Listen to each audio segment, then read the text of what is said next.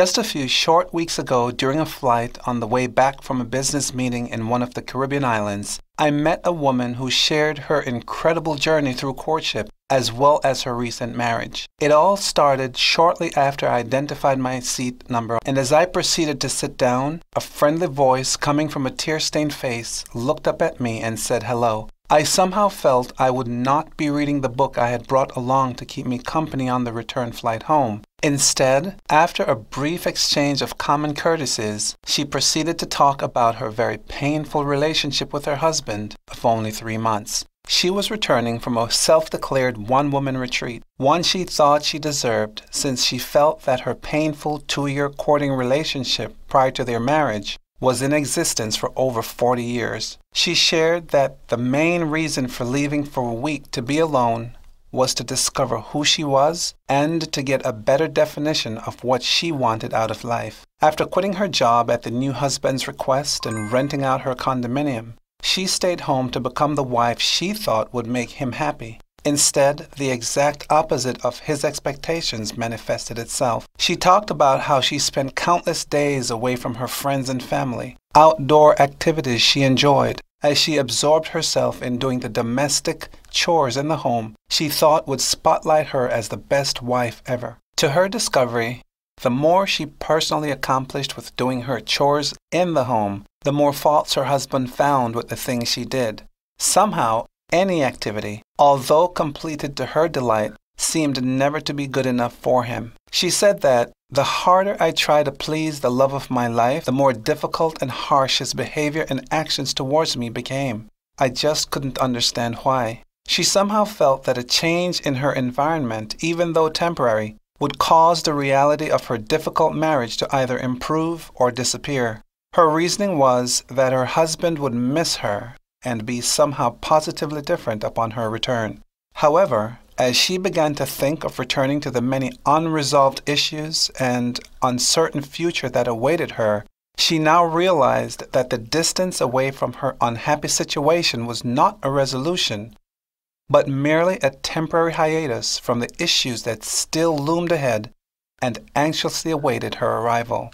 As the tears streamed down her face, I realized that her miniature one-woman retreat was actually used as a haven for reflection and compounding of terrible thoughts and restless nights, a stronger and more decisive person. She relayed that another motivating reason for her taking the trip as she continued to reflect on the uncertainty of a positive future with her husband after a week away from home stemmed from the harsh words he yelled at her when he said, "I don't want you anymore, and I want a divorce." As she was planning her departure, he was already stating the assets he wanted to keep for himself and that he did not care where she went since their dwelling belonged to him. Experiences like these are unfortunately not uncommon and occur with more frequency than anyone would even begin to imagine. There is always 2 sides to every story, and sometimes the unpleasant storms of a turbulent marriage begin with either the male or female, oftentimes both. Many couples enter the danger zone to the beginning of when they attempt to sculpt a definition of who they are by shaping their lifestyle choices, personality, and character traits around an attempt to become the ultimate model based on the desires or demand of the person with whom they are now married. The danger here is that the desirous model, no matter how ideally formed in the mind, remains a solid work of fiction if not created and developed with a strong commitment to utilize the guidelines designed and orchestrated by God. A friend's marital world came crashing to a halt recently when she discovered that her husband of 17 years had been living a secret life with another woman. Once the secret was discovered, he made a choice to remain with the new woman. He decided to stop paying all household expenses, including the mortgage and family transportation his wife used to take their 2 daughters to school.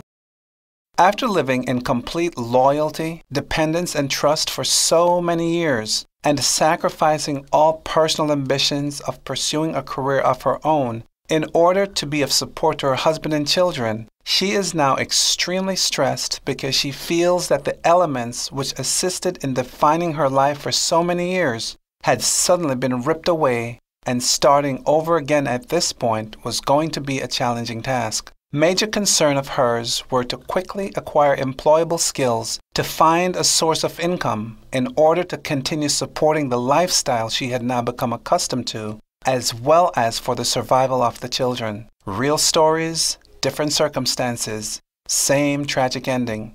Hopes and dreams lost forever due to being slashed against the merciless rocks of marital failure, as family ties are painfully broken, oftentimes forever. Where has all the love gone? What is it that causes people to change not only their personalities and once well-intentioned desires from loving each other till death do they part, to extremes that often drills deep down enough to develop a shift in their very character? The first marriage was in itself a perfect creation, one that was made and attended by God Himself. Many times, people invent their own definitions of who their ideal mate ought to be without first consulting with the greatest matchmaker, Christ. Oftentimes, as we go in search of an ideal mate, we discover that after a complete waste of personal resources, making great sacrifices and tossing in a state of restlessness for many days, sometimes for several years, have come to realize that all we have done was to make a successful connection with the devil himself. God, in His thoughtfulness, saw that despite the beautiful surroundings He had created in the perfect Garden of Eden for Adam, that he was lonely. He declared that, "It is not good that the man should be alone. I will make an helpmeet for him." Genesis 2 verse 18. When one has a good relationship with God, he or she doesn't have to go looking for the ideal model of a husband or a wife. Our all-knowing and all-powerful God has already identified all of our needs and will supply those needs in His time.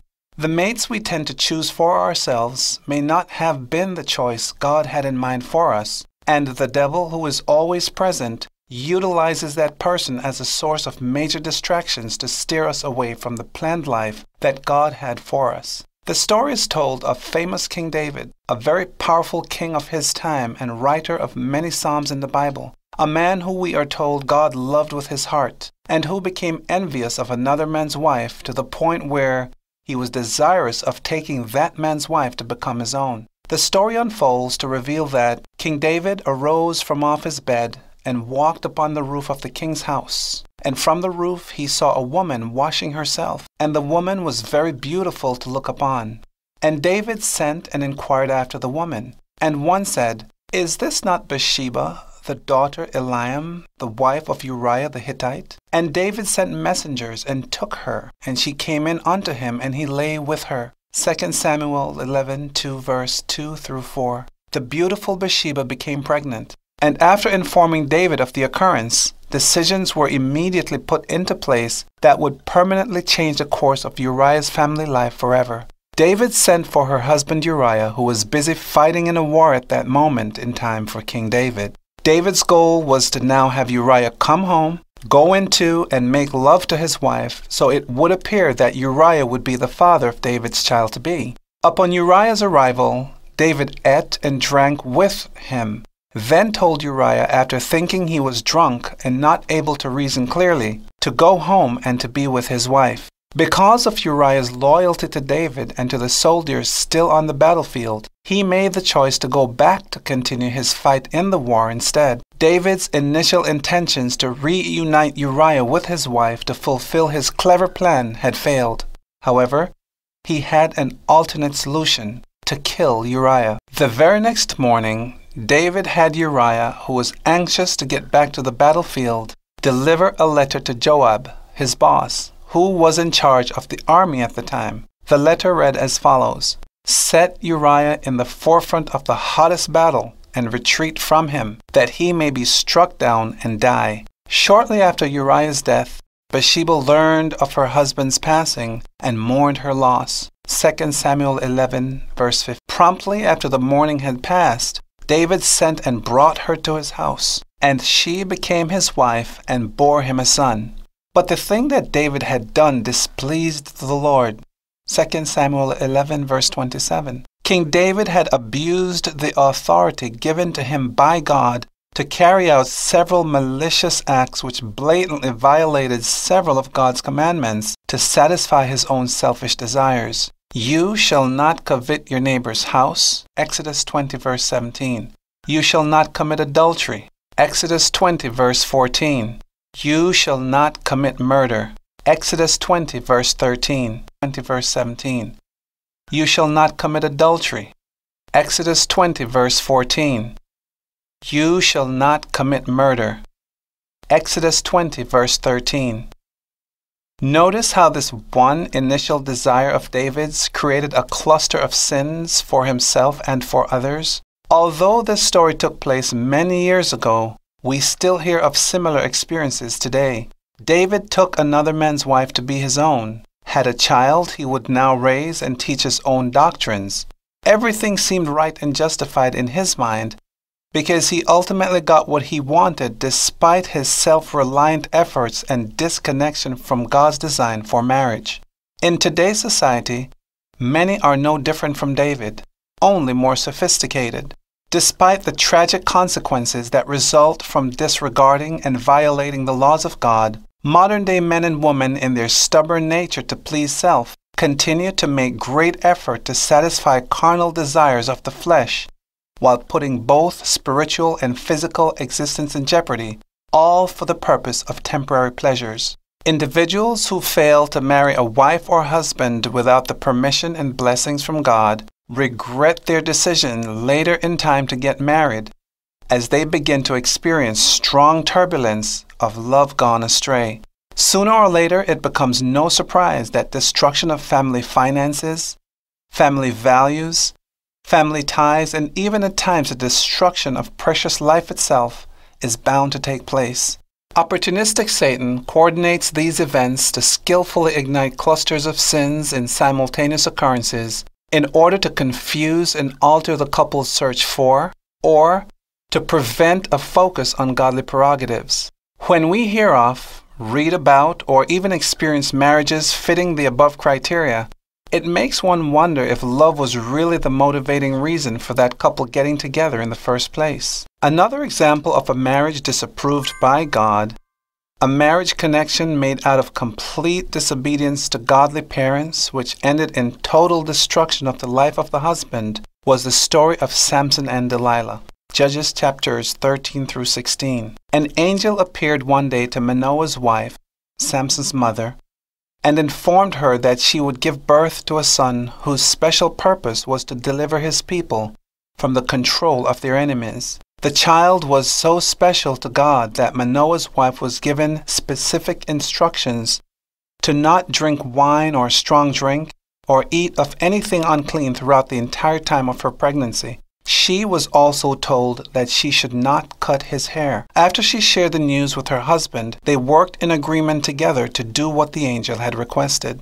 What an amazing God we serve. He determines your purpose and blessed your steps even before you were born. Although Samson had the counsel of godly parents, he had also developed a sense of fearlessness because physically he was the strongest man of his time, and with that knowledge, had come to rely on himself for confidence, personal protection, and decision-making. The stronger he became physically, the more spiritually bankrupt he grew, so much so that he didn't even realize that his power came from God who created him. One day, Samson went down to Timnath and saw a woman in Timnath of the daughters of the Philistines. And he came up and told his father and his mother and said, I have seen a woman in Timnath of the daughters of the Philistines. Now therefore get her for me to wife. Then his father and his mother said unto him, Is there never a woman amongst the daughters of thy brethren, or among all my people, that you go to take a wife of the uncircumcised Philistines? And Samson said unto his father, Get her for me, for she pleases me well. Judges 14 verses 1 through 3. After their marriage, at a feast created by Samson, he called 30 men to answer a riddle of which only he knew the answer. The men became so desperate for an answer, they went to Samson's wife and said to her, Entice your husband, that he may declare us the riddle, lest we burn you and your father's house with fire. After learning of their threat, Samson became so enraged he went and killed 30 men of the Philistines and afterwards returned to deal with his wife.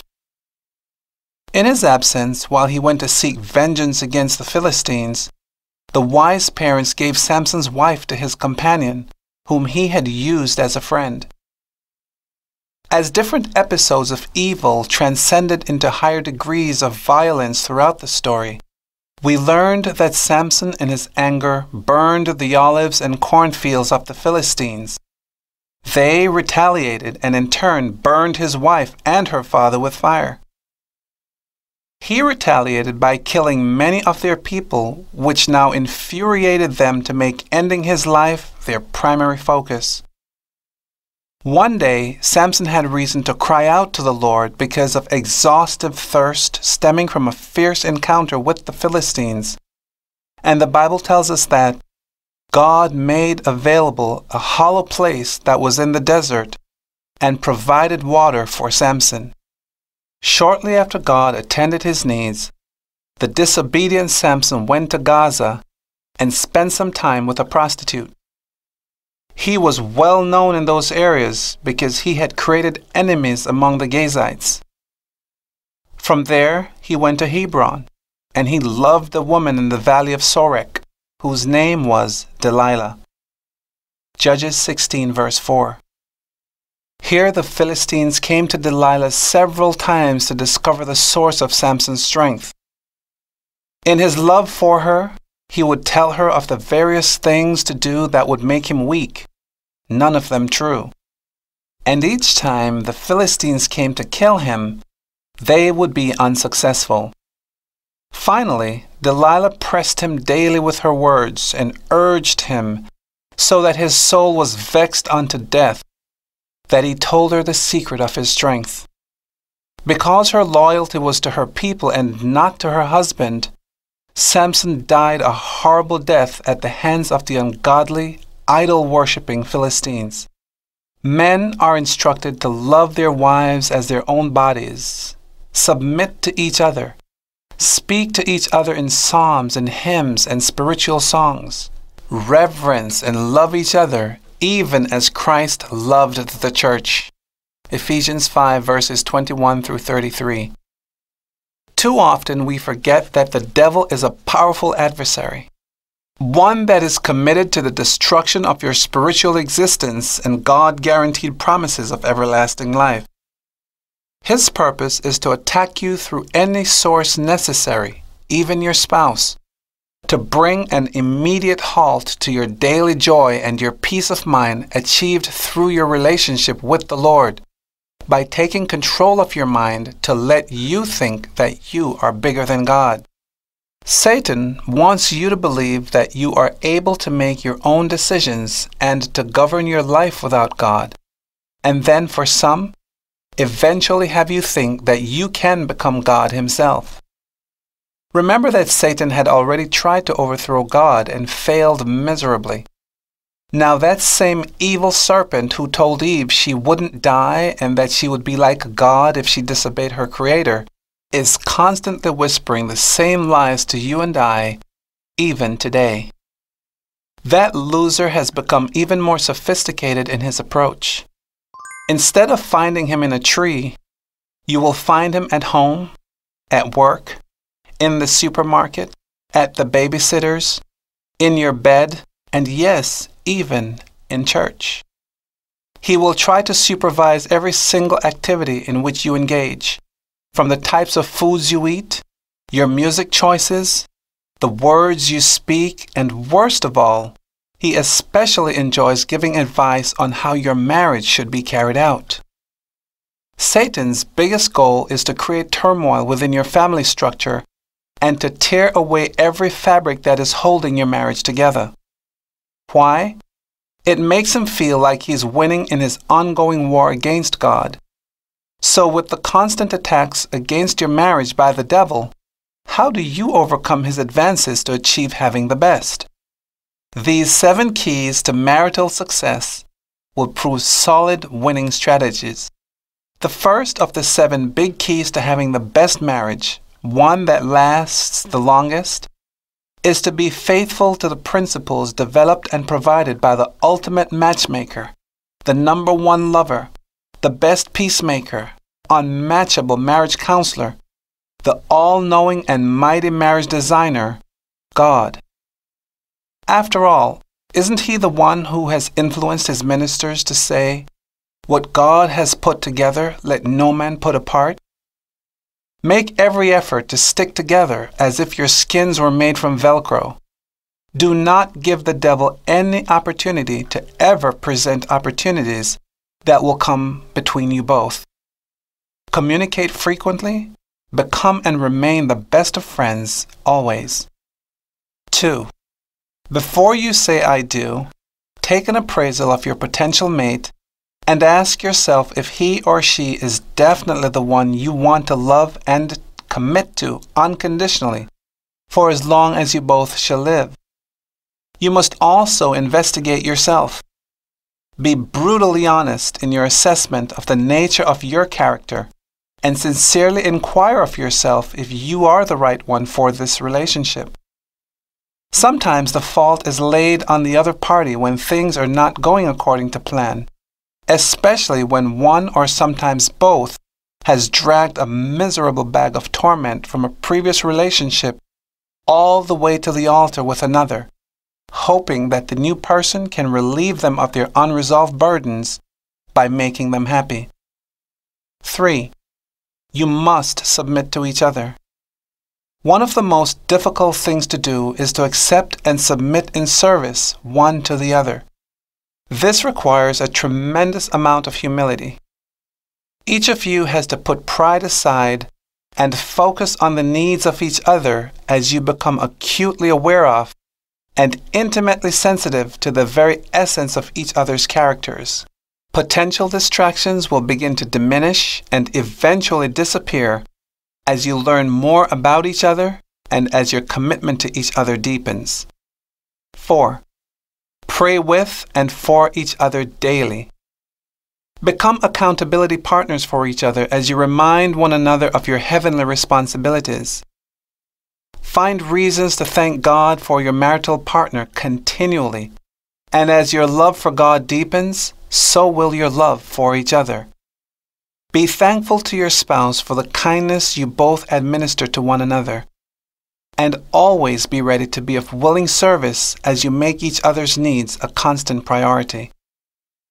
Ask yourself, if not me to faithfully serve my mate, if not me to commit to this relationship for my lifetime, if not me with God's help to make my spouse happy, then who? 5. Never let the day close on your anger. Although it is okay to be angry at times, don't let it get to the point where you sin, and always work through your differences before the setting of the sun. God demands it. Ephesians 4 verse 26. During times when you disagree, let no corrupt communication proceed out of your mouth, but that which is good to the use of edifying, so that it will minister grace unto your spouse. Ephesians 4 verse 29. So what if you were upset by something your partner said a few hours ago or many days ago and you are still waiting for an apology? Be the first to lovingly set aside some talk time about the reasons for the disagreement. Express the impact it had on you. Whether your partner is aware of the hurt they caused or not, if they genuinely love and care about you, their sincere apology may almost be instantaneous. 6. One of the most common reasons for marriages to fail is due to challenges regarding family finances. Each spouse sometimes enters a marriage with completely different ideas on how to handle family finances, and finding a comfortable compromise can prove not only challenging but also pose danger to the health of the relationship. Since two different ideas of resource management may be coming together for the first time, always be ready to communicate